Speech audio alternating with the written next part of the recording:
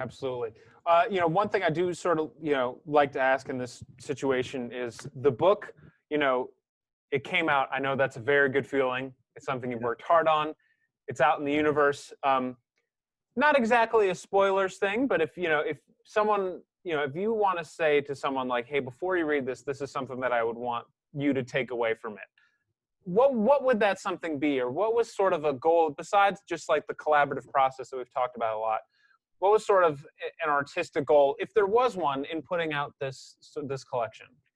There actually, toward the end, it was a respite. It was a respite from 2020. We really wanted, a lot of my humor that most of it ends up on Instagram, and some of the stuff in the New Yorker is pretty sardonic and can get pretty dark.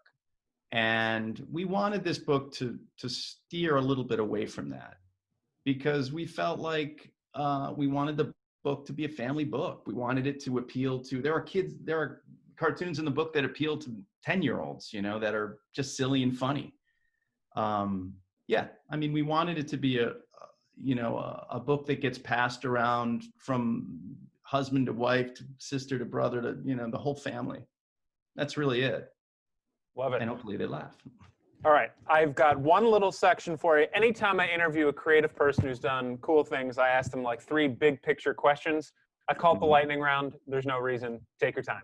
All right. First one, we talked a little bit about sort of growing up in Rochester and moving around, but what's something about Rochester, your hometown, that made it such a great place for you and other artists who do original art to thrive? Well, for me, it was the art scene is pretty strong, and the music scene's great there too. But for me, it was the Henrietta Public Library, and it was the Memorial Art Gallery of Rochester, man. Any school library, my McQuaid Jesuit, I spent a year there, and but yeah, the Memorial Art Gallery was huge for me. Love it. Next one, if you could accomplish one thing and have that be like your crowning achievement. You've already done so much in terms of, this book, doing things for the New Yorker, being published in all these places. But if you could do like one thing that you would consider the big achievement, what would it be? Wow. Well, one thing, I just want to make it to, I want to be an old man, and I want to be as empathetic as I possibly can. I want to keep drawing and making art, and I have this fellowship program that I started in Cornish, New Hampshire. I started that in 2016 in conjunction with the Center for Cartoon Studies. So each year we give an award to a graphic novelist, and they apply from all over the country. So that's something I'm really proud of. I want to continue that. I want to continue to use any success that I have to empower and financially reward the best up and coming graphic storytellers out there, and maybe have a museum someday of comic art. That would be nice.